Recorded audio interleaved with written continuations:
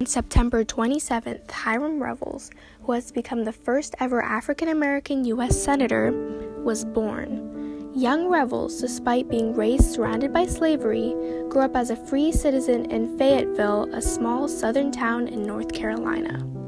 Most of his life would be based around religion, even after being part of the governmental system, but started off as a barber's apprentice in Lincolnton, North Carolina when he was 15. Upon his brother's death, the young lad moved south to a Quaker institution near Liberty, Indiana. A turning point in the budding career of a minister, he ordained as a nomadic preacher in the African Methodist Episcopal Church, also known as the AME. While working in Ohio, he met a woman by the name of Phoebe A. Bass. The two married and had 6 daughters, Susie, Maggie, and Lily being the only 3 known in name. But having a family didn't stop Hiram from promoting his wisdom throughout.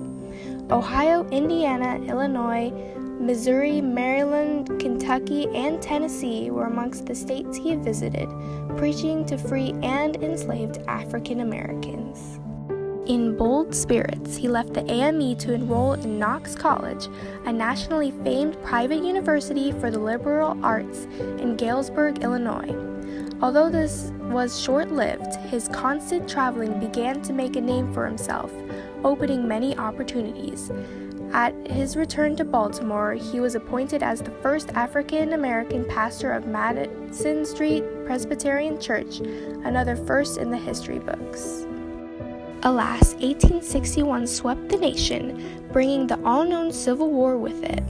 Removed with the draft that reached every household in the East, Hiram served as a chaplain in the Union Army. Even whilst working in the military, he helped recruit and organize Black Union Army work battalions, managing to fight in the Battle of Vicksburg despite his steadfast devotion to the church. 620,000 left dead, more than 3,000 missing in action.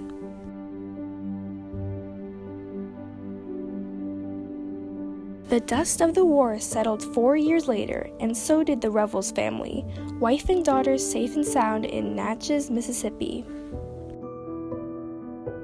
Beliefs strengthened from bloodshed, he soon became a presiding elder in the Natchez church, quickly gaining the respect and love of his community. At the urging of friends and colleagues, Revels was elected for the Senate seat of Mississippi as the state proceeded to join the Union. Although competent for the role, racial dissension made its way through the decision. The credentials were almost immediately blocked by some in the Congress, who refused to have a colored man in the Senate. Those who denied their racial views ruled that African Americans were not considered citizens and therefore could not run, due to the Dred Scott decision from long ago, quite contrary to the Civil Rights Act. Supporters of Revels argued that he had long been a citizen and fulfilled the 9-year requirement, using his mixed racial background as ammunition. Eventually, the unwilling gave in, and the Republican took seat as the only colored representative of the nation. Now in a position of power, Revels constantly worked hard towards equality, proving his worth and the ability of his race while proposing 3 bills to Congress, one of which was passed. During an 1871 Senate debate over the segregation of schools, Hiram delivered a rare speech whose words struck a chord with many. I find the prejudice in this country to color is very great, and I sometimes fear that it is on the increase. I am true to my own race. I wish to see all done that can be done for their encouragement, to assist them in acquiring property and becoming intelligent, enlightened, useful, viable citizens. The term was completed within a year, just to finish Albert G. Brown's from 1870. Despite all efforts pushing the rights of those who had none, his attempts proved futile. after years of refusing to rest, life did not slow down.